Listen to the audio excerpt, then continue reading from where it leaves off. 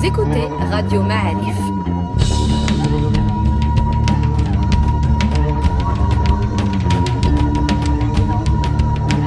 Le podcast Histoire.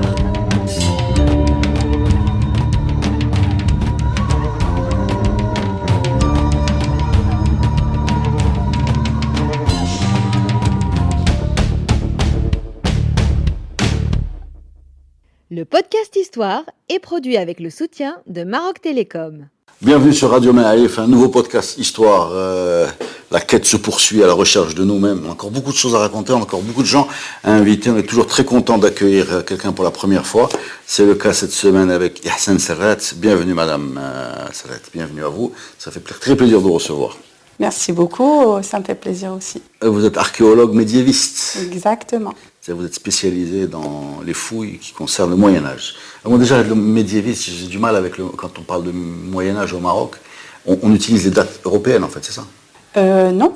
Non, au c'est Maroc, quoi notre Moyen-Âge ? on n'utilise pas les dates européennes, mais plutôt c'est lié à l'époque de l'islamisation, c'est-à-dire les premières conquêtes arabes, ouais. Jusqu'aux Mérinides, c'est-à-dire... D'accord, donc le Moyen-Âge, quand on dit Moyen-Âge oui. Ici, ça commence avec l'arrivée des Omeyyades et l'arrivée des Mérinides, c'est ça ? Et la fin, en fait, c'est la fin des Mérinides. D'accord, et c'est ça la zone, c'est une grande zone. Hein. Ah ouais. C'est une grande zone. Alors, Madame Serret, vous avez fouillé Église. Exactement. Avec Abdallah Fili, qui nous a fait un super podcast sur comment ils ont trouvé le Jebel du Mehdi. Oui. Voilà. Et donc, vous avez compris beaucoup de choses sur le mode de vie tribal des Alren, qui sont la tribu d'origine de Ben Soumart, qui peuplait Église. Alors, on va rappeler juste deux mots. En fait, on ne va rien rappeler du tout. On va demander aux gens d'aller écouter le podcast sur Église, fait par Abdallah Fili. Et nous, on va plonger avec vous dans ce lieu que vous connaissez aussi bien qu'Abdallah, j'imagine. Je pourrais pas dire ça parce que lui, il a commencé avant moi. Ouais, et moi, j'ai je fais partie de l'équipe, c'est vrai, depuis 2011. Et j'ai contribué à plusieurs travaux dont l'objectif est de comprendre effectivement le mode de vie tribal parce que très souvent, on ne met pas assez de spots sur des thématiques pareilles. Souvent, on est dans le monumental, dans la beauté des villes. C'est important. Ouais. Mais c'est aussi souvent important. même, bien sûr, c'est important parce qu'on est souvent dans l'élite. Exactement, on est souvent dans l'élite, le pouvoir, les batailles, etc. On ne sait pas comment les gens vivaient. Là, je pense qu'on connaît assez de ce qui est élite, de ce qui est ville, etc. Et puis, c'est ce qui était vu depuis le début. Mais maintenant, je pense qu'il est temps, et ça ne date pas d'aujourd'hui, c'est une dizaine d'années qu'on commence à s'intéresser au monde de vie rural, tribal, etc. Là, on est dans le rural, on est dans le médiéval, on est dans le montagnard même. Le montagnard, et on est dans la notion de la tribu aussi, qui est très, très, très présente. D'accord. Alors, on va commencer, on l'a fait en dehors de ce podcast, un petit rappel sur le parcours de Ben Soumart. Rapidement, je vous laisse faire. Alors, moi, j'aurais un autre point de vue par rapport à Ibn Soumart. Son parcours, il est connu, mais en tout cas, il est né dans ce douar-là, pas loin d'Église. C'est son lieu de naissance. Et donc, après, il va se déplacer pour faire des études au Maroc et ailleurs. Et donc, il va jusqu'à l'Orient. Et il retourne, donc il a fréquenté beaucoup de gens, il a fait beaucoup de connaissances, et donc un changement aussi de mentalité et un changement de dogme. Il retourne avec une approche, on va dire au début, de correction d'attitude, etc., liée à la religion effectivement, et par la suite, il va changer de façon de faire, donc ça va devenir beaucoup plus, en fait, beaucoup trop de corrections qui ne vont pas être acceptées, que ce soit par le pouvoir ou peut-être par la communauté ou l'élite de l'époque. Voilà, il devient un opposant politique. Exactement. Il rentre à Marrakech, il dérange les Almoravides. Exactement. Et il le chasse. Tout à fait. Il ressent qu'il est en danger. Et donc, il décide de chercher fuite. Comme tout enfant, qu'est-ce qu'il va faire quand il va se sentir pas bien ? Il va chercher sa famille, il va chercher refuge chez sa tribu. Exactement. Ouais. Donc, en fait, c'est pas là. En fait, on avait l'impression que de là, ça partait à Tinmel. En fait, non, ça part à Église. Pas du tout. Au tout début, c'était pas du tout Tinmel. Donc, c'était un moment de faiblesse, en fait. La recherche d'un lieu qui va être vraiment protégé. Donc, c'était beaucoup plus Église. Tinmel, c'est un autre état. En fait, c'est une autre étape. Ouais. C'est exactement où ils vont se sentir plus forts. Et il aura beaucoup plus de monde que le site ne pourra plus, c'est-à-dire contenir cette densité démographique. D'accord, donc on est à Alren. Exactement. On a Ben Soumart qui est un opposant politique isolé, qui retrouve sa tribu et qui démarre son... Mais il a beaucoup de caractère, ça se voit. C'est-à-dire, si vous lisez son histoire, c'est quelqu'un qui ne se retient pas. C'est-à-dire, c'est pas retenu. On ne peut pas dire que de l'histoire de Baïdar, vous voulez dire. Exactement. C'est-à-dire, là où il va laisser ses traces. D'accord. Donc, c'est pas un observateur normal. Non, c'est un gourou. Il ne passe jamais inaperçu. D'accord. Donc, ça se voit qu'il a du caractère. Et donc, une personne qui a du caractère, ça veut dire qu'il peut convaincre, et automatiquement le pouvoir il détecte qu'il y a de la difficulté. Et surtout le moment où il va commencer à attirer plus de gens et plus d'adeptes, à ce moment-là, il va avoir une concurrence. C'est-à-dire, donc ces premiers adeptes, c'est les Al-Ren, donc on peut dire ça? Pas vraiment les premiers, parce que si on regarde le premier calife, il l'a retrouvé même avant de rentrer chez lui. En revenant. Abdelmoumen, il va le retrouver, il va le retrouver plus loin. Donc il va venir avec lui. C'est ça son point fort. Abdelmoumen oui, il va l'accompagner durant son parcours. Et puis, il faudrait faire un film là-dessus. Vous voyez que c'est quelqu'un qui arrive à vraiment attirer autour de lui et à s'offrir cette possibilité d'avoir des gens qui vont le suivre, à les convaincre. C'est-à-dire le pouvoir, il a ressenti qu'il y a du danger là-dedans. Ce n'est plus un avis de théologien, il y a de la construction derrière.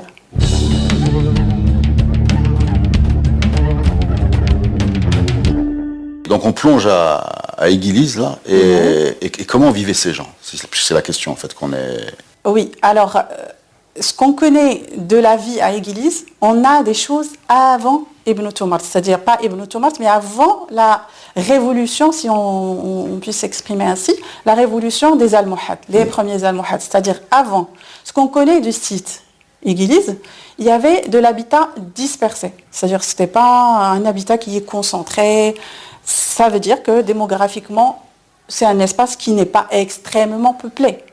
À un moment donné, dans le temps, c'est-à-dire quand Ibn Toumart va vouloir s'installer dans le site et surtout chercher refuge, à ce moment-là qu'on va détecter une augmentation de la population, mais comment? C'est-à-dire il y a beaucoup plus de constructions, il y a beaucoup plus de maisons, il y a une densité impressionnante. Et à ce moment-là, qu'est-ce qu'on va voir? Nous, on a cette chance de pouvoir avoir une idée sur le mode de construction, comment ils construisaient leurs maisons loin de tout ce qui est édifice étatique. C'est-à-dire... Oui, on est loin de l'État, on est même contre l'État. Voilà, donc on est beaucoup plus proche des artisans locaux, comment ils construisent, comment ils aperçoivent l'espace, comment ils le divisent, etc., comment ils vivent, qu'est-ce qu'ils mangent, comment ils cuisinent, leur vie communautaire, ça ressemble à quoi. Donc tout ça, c'est possible et c'est plausible à partir des découvertes et des fouilles à Éguilise. Alors comment ils vivent?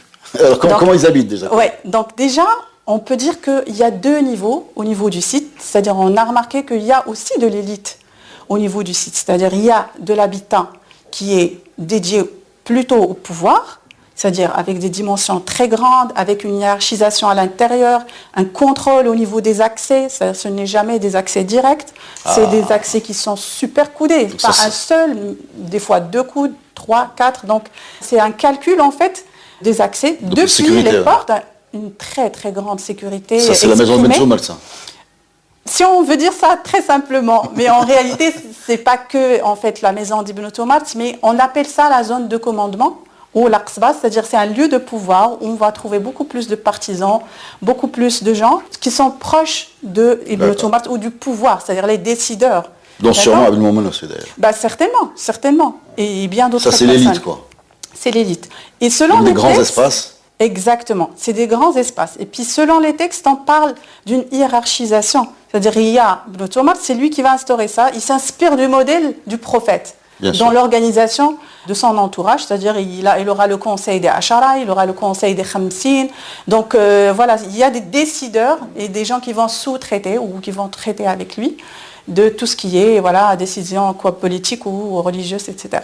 Donc il y a ce côté, c'est-à-dire il y a l'habitat de l'élite, et à côté, on a des maisons beaucoup plus, on va dire, qui ressemblent à une organisation familiale.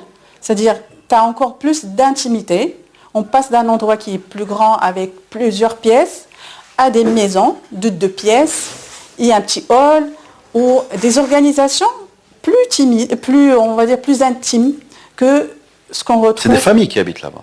On suppose, on ne sait pas. C'est pas un camp d'hommes là, On ne croit pas. Il y a des familles. On ne croit pas. En tout cas, même selon les textes, voilà, si c'est la tribu, donc c'est toute la composante de la tribu. Théoriquement, si on veut trouver des réponses à ça, il faut fouiller la nécropole. D'accord. C'est là où on aura les réponses archéologiquement si les cadavres, si les morts sont hommes, femmes, enfants. Exactement. Mais on suppose que... On n'a pas fouillé la nécropole. Non, pas encore. Pas encore. On n'a pas fouillé. Donc il y a cet élément en fait de la hiérarchisation à l'intérieur, de la construction, du savoir-faire. Et puis, comme je vous ai dit, on n'est pas dans le type Koutoubia, dans même la mosquée de Tinmel, qui est une grande mosquée, qui reflète le pouvoir construite après par Abdelmoumen, etc. Donc là, comment c'est la vraiment mosquée l'État. d'Iguiliz? Ça, c'est intéressant. La mosquée d'Iguiliz, très simple, d'accord? C'est un rectangle avec 2 rangées et une niche. Il n'y a pas de tour. Rien. C'est ça. C'est-à-dire, on n'a pas de minaret. Mais encore maintenant, là, il y a beaucoup de gens qui se Exactement. L'idée de la mosquée qu'on a, c'est une... Exactement. C'est vraiment la cité. En fait, on a les grandes mosquées qui sont... en tout cas, les grandes mosquées sont faites pour ça, pour capter l'attention des gens. Et c'est des lieux de commémoration. Pour être entendu alors que... Ouais. Exactement. Et puis, peut-être la population, etc. Mais là, c'est vraiment sur un espace qui est un peu réduit. Donc, et on a 3 mosquées, pas une seule. Ce qu'on connaît. Iguiliz, il y a 3 mosquées. Iguiliz, il y a 3 mosquées. Il y a une mosquée qui est rattachée à ce grand bâtiment, que je vous ai dit, une zone de commandement ou une qsba. C'est la mosquée de l'élite, peut-être. On croit, en tout cas, peut-être pas l'élite, mais pour des raisons de sécurité, on voit qu'il y a une possibilité de vivre dans un espace ou un plus grand ou un plus large. Comme un bunker, une sorte de bunker. C'est-à-dire, il a peur de... En fait, il y a 3 à 4 murailles, en fait. Ah, d'accord. Parce que c'était un moment de crise. Il faut aller voir déjà. Il faut faire un film là-dessus. Il faut aller voir. Je vous invite à aller le voir. En tout cas, le site. Iguiliz. Mais Philly nous a raconté que pour monter, il faut être en forme, il faut avoir. Alors là, il faut avoir des chaussures. Déjà pour les voitures, c'est accessible. Non. Ah, c'est fini. Ah, c'est fini. En tout cas, en voiture, vous allez être tout près en fait au pied du site. Et vraiment, c'est bien aménagé. Maintenant, c'est accessible. D'accord. Donc 3 mosquées. Oui. Jusqu'à présent, on connaît 3 mosquées très très simples, une architecture basique, simple. Philly nous a dit qu'il y avait des toilettes. Oui, il y a des latrines aussi. Exactement. Ouais. L'hygiène, elle est là. Ouais. Hammam, non. Un hammam, non. Non, pas de hammam. Non. D'accord. Qu'est-ce qu'on peut comprendre du mode de vie de ces gens-là à travers les fouilles que vous avez faites, à part leur logement? À part leur logement, déjà, on sait que c'est des gens qui font de l'agriculture, c'est-à-dire qu'ils font leur nourriture. Ils consommaient à l'époque de l'argan, c'est-à-dire, ça on le sait déjà, c'est important. Ils consommaient, et on sait ce qu'ils consommaient, voilà, en général, ce qu'ils avaient aussi comme bétail, les lieux de ce bétail. Donc c'est des gens qui sont sédentaires, d'accord, qui consommaient ce qu'ils fabriquaient. Et donc on a même tout ce qui est transformation, c'est-à-dire on a de la consommation collective et de la consommation, on va dire, nucléaire ou de la consommation familiale. Alors qu'est-ce que ça s'appelait la consommation collective? Ce que j'entends par la consommation collective, c'est-à-dire on a des cuisines avec une densité de foyers, avec des ustensiles qui sont assez importantes. Donc il y a de la cuisine pour... C'est comme un restaurant, vous voulez dire, ou là une cantine, C'est une grande cuisine avec beaucoup de foyers, ce qui peut refléter la densité ou l'intensité de cette activité, d'accord? Et c'est-à-dire qu'on a aussi des lieux de présentation ou de service collectif. D'accord. Donc c'est un restaurant, on peut dire, ou une cantine. Si on veut trouver une image pareille, mais en tout cas, on est dans du rural, donc c'est des esplanades, d'accord, pour le service, et c'est une pièce, en fait. Ça ressemble un peu, si vous allez maintenant à l'Anti-Atlas, vous allez trouver des cuisines qui ressemblent à ça, c'est-à-dire avec des petits foyers à côté pour cuisiner. Et donc, ce qu'on a aussi, c'est que même à l'intérieur des maisons, on a des fours, des petits fours pour préparer et cuire le pain, etc. Donc, on a cette articulation qui reflète la vie quotidienne, que ce soit au niveau des petites maisons, d'accord, ou au niveau de cette zone domestique qui doit normalement recevoir beaucoup de gens. Donc voilà, pour ce qui est consommation, on a cette dualité de la présence de ce qui est collectif avec ce qui est plutôt familial. Si on s'arrête 2 minutes sur le mobilier familiale Oui. ou intime, je ne sais pas. Oui. On n'a pas de lit. Pardon? De lit. Ah, de lit. Ah, d'accord. De table, de lit, tout est par terre. Alors, on a des constructions de banquettes, c'est-à-dire une surélévation. D'accord. Des fois, ça atteint 1 mètre, des fois moins d'1 mètre. D'accord. Pas Bhachis Dari, en fait, c'est fait en pierre. D'accord. Et donc, certainement, il doit avoir quelque chose pour le rendre plus confortable ou directement, on ne sait pas. Non, c'est pas possible. En tout cas, c'est pas possible. Voilà, comme archéologue, je ne peux pas inventer. Non, mais ils ne sont pas bêtes. Mais si on veut imaginer, voilà, qu'ils cherchent du confort, etc., fort probablement, ils mettaient des trucs pour... des grandes fenêtres, des mais on est chez les guerriers maintenant. Non, mais même. Des fois, il va avoir comme coussin une pierre, peut-être. Non, c'est pas possible. C'est dans les films, ça. Exactement. C'est dans la réalité, non. Tu vas attraper un mouton, on va te tu vas faire un coussin. Il y a des grandes fenêtres ou des petites fenêtres? Alors, les fenêtres, les élévations des murs ne permettent pas de parler de fenêtres. D'accord? On connaît les portes, les accès, les baies, etc. Mais le rehaussement, en fait, des murs conservés, on a des murs à 1 mètre ou moins, etc. Mais de fenêtres, je ne peux pas en parler parce qu'on n'a pas de traces. Ils sont faits en quoi, les murs? C'est fait, en fait, à partir de matériaux locaux, en fait. C'est de la pierre. D'accord. C'est de la construction en pierre, avec des liants simples de terre, etc. Le sol, il est en terre, alors? Oui, très souvent, c'est des espaces... Même dans le palais de Abdelmoumene? Oui, pas de palais. Non, en fait, le lieu de... Je ne dirais pas le luxe d'un palais, non, je sais, mais au niveau de l'aménagement, oui. On est vraiment dans du rural, c'est-à-dire c'est fait avec de la terre battue. Des fois, pour faire un peu plus fort, c'est de la terre chaulée, c'est-à-dire avec de la chaux qui devient un peu plus blanche, etc. Très forte. Non, mais c'est propre, hein. C'est propre, c'est-à-dire c'est pas un lieu poussiéreux, d'accord. C'est vraiment propre, ça ressemble à ce qu'on connaît actuellement dans les montagnes, etc. Souvent, c'est des sols à terre, avec de la terre battue et c'est très très bien fait. Qu'est-ce qu'il y a comme lieu d'organisation collective? Est-ce qu'il y a des salles de réunion? Est-ce qu'il y a des endroits qui appartiennent à tout le monde? C'est ma question.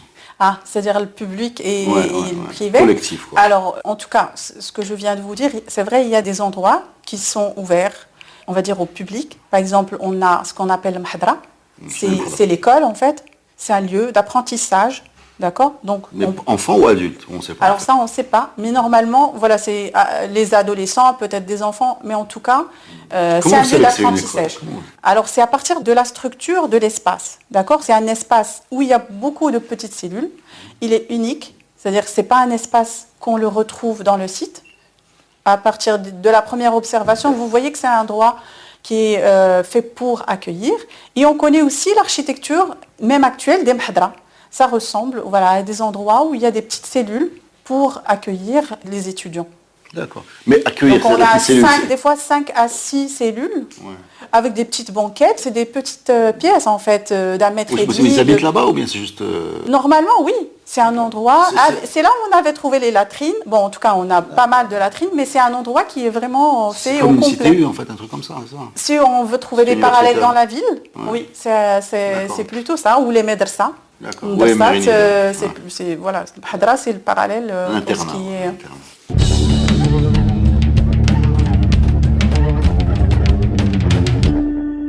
Qu'est-ce qu'il y a d'autre comme lieu collectif? Donc on a parlé de Jama, il y en a 3. Il y a la mosquée, exactement. Il y a cette espèce d'internat. Il n'y a pas un souk, un truc comme ça? Un endroit où on a des commerces?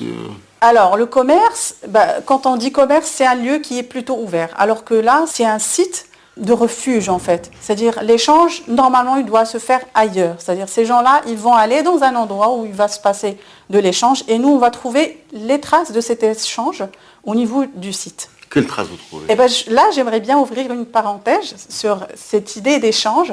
Très souvent, quand on regarde un site vraiment enclavé géographiquement à 1350 mètres, loin de tous les centres qu'on connaît à l'époque, c'est-à-dire toutes les villes, d'accord?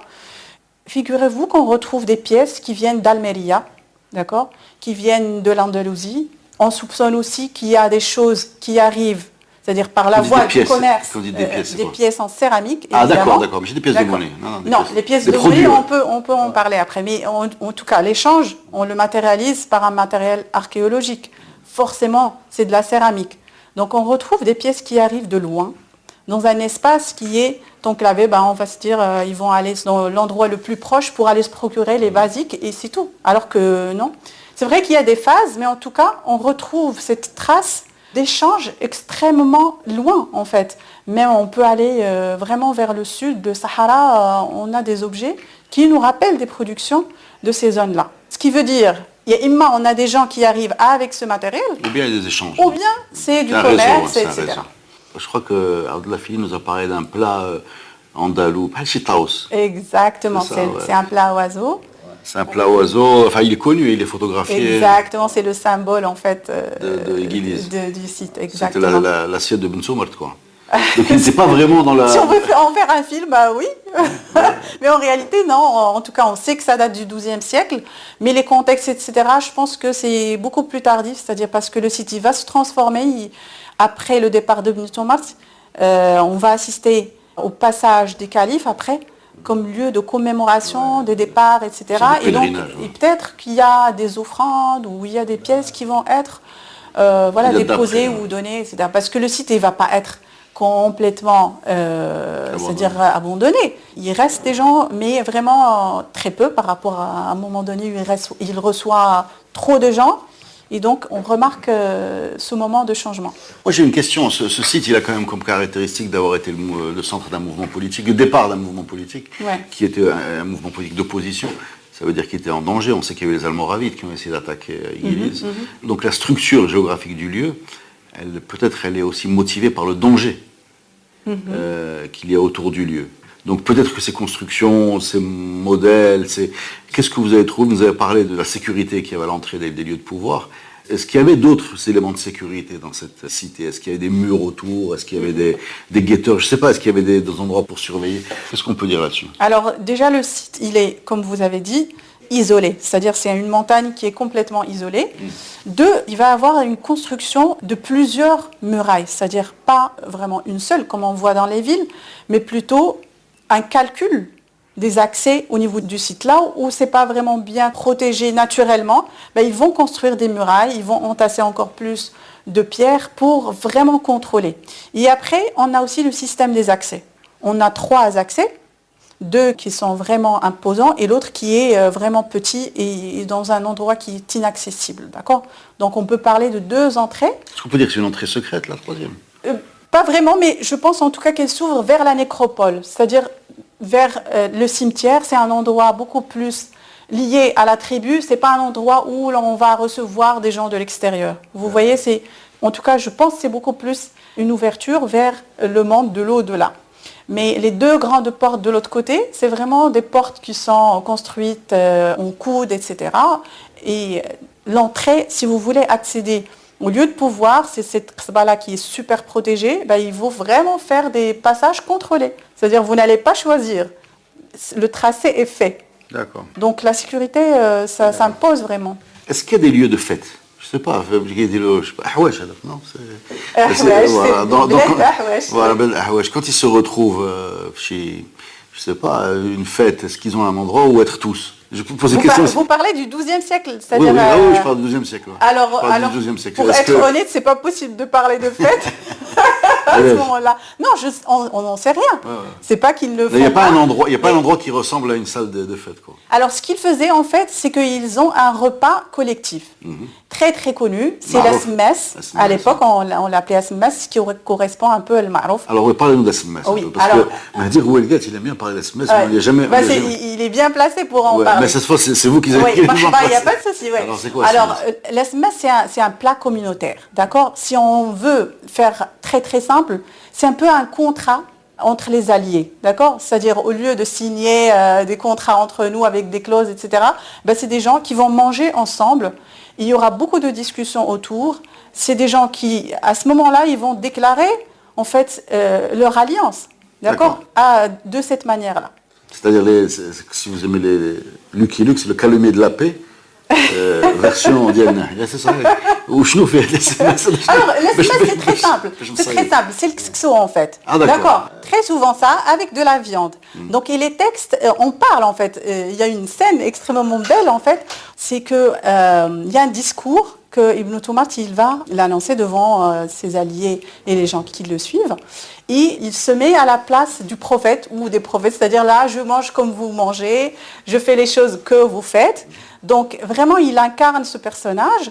Et donc, on a même des faits autour de ce plat qui est classe mess. Donc, c'est vraiment meublé. C'est pas quelque chose d'inconnu. C'est un plat, voilà, comme je vous ai dit, qui est très simple, à base de graines et de la viande. Donc, c'est un plat qui est partagé par beaucoup de monde. Exactement. D'accord. C'est un plat collectif, en fait. Donc ça, le SMS, on en parle dans les textes, l'ancêtre du marouf, et de la zerda et du repas rituel politique, voilà. Alors on en parle dans les textes, mais est-ce que l'archéologie, c'est-à-dire vous, est-ce que vous confirmez ça parce que vous avez trouvé? Qu'est-ce que vous avez trouvé? Oui, en fait... Qu'est-ce que vous avez trouvé? Ouais, qu'est-ce que je préfère? Alors, on a parlé de cuisine collective, d'accord? Et on a parlé d'espaces de service, en fait, de grands espaces, en fait, des esplanades. Effectivement, on pense qu'on a l'endroit de la préparation et l'endroit du service avec les restes, en fait, d'ossements, etc. Mais voilà, quand on regarde ce qui est raconté par les textes et ce qu'on a par l'archéologie, on peut se permettre de tracer des... Il faut qu'on parle d'un bâtiment très spécial dont on entend parler quand on parle d'église, qu'on vous entend parler entre vous, qui est une sorte de joyau de votre découverte. Ouais. C'est bien ça. Alors, c'est quoi ce bâtiment? Alors, c'est un bâtiment qui est spécial, d'accord? C'est-à-dire, il est conçu d'une façon, c'est-à-dire, ce n'est pas une mosquée, ce n'est pas une maison, c'est un très grand bâtiment qui fait 120 mètres carrés, qui est meublé de banquettes. Ça rappelle un peu... C'est la salle des fêtes dont je vous ai parlé. Ça rappelle peut-être les salons marocains. Ça fait un U de banquette, voilà. Avec des banquettes. Je rajoute avec un podium. Ah, et bien tout à l'heure, vous avez dit salle des fêtes, vous m'avez dit. Ouais, c'est ça, c'est la salle de concert de l'église. Alors ce qu'on pense, en tout cas, c'est une hypothèse, parce qu'on n'a pas vraiment des traces pour être affirmatif que c'est un espace... Un podium. Oh, oui, avec un petit podium, en fait, une plateforme qui est large, etc. Donc on a interprété de podium avec des banquettes autour, c'est-à-dire il est fait pour accueillir, on va dire peut-être 25 ou plus de personnes à l'intérieur. Ça ressemble vraiment à... Avec quelqu'un qui parle ou bien quelqu'un qui... Exactement, oui, c'est un endroit pour l'assemblée. C'est un endroit où il va... Salle de réunion, quoi. On peut dire, voilà, c'est un endroit pour des gens qui vont discuter, etc. Ça ressemble à rien. Ça ressemble pas à quelque chose qu'on connaît, c'est-à-dire ce n'est pas du domestique.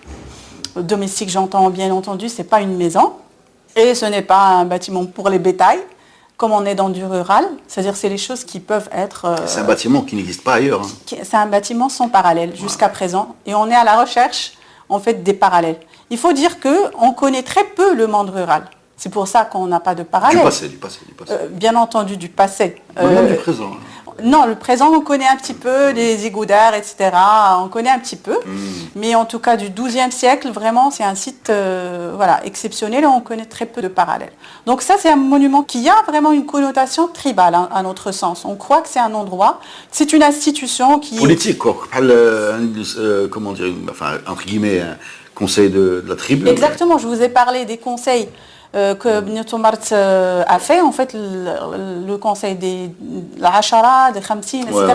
On pense que ça peut être le lieu de ce rassemblement, d'accord? Sachant qu'il est vraiment bien placé à l'entrée du site. Et à côté, il y a une mosquée qui est aménagée juste à côté de ce bâtiment. C'est le Kremlin. Voilà, donc on est vraiment dans un endroit privilégié. Merci beaucoup. Est-ce qu'on a fait le tour de cette passionnante cité perdue, foyer de mouvement Almohad qui va changer la tête de toute l'Afrique du Nord et même de l'Espagne, et qui va poser, et qui bizarrement commence avec une identité visuelle très différente de celle qu'elle va prendre. Est-ce qu'on a vu que Tinmel et sa mosquée étaient la base? Ben non. Grâce à vous, on sait que non. Et merci beaucoup pour ce très bon moment. Je vous en prie, avec plaisir. Merci à vous.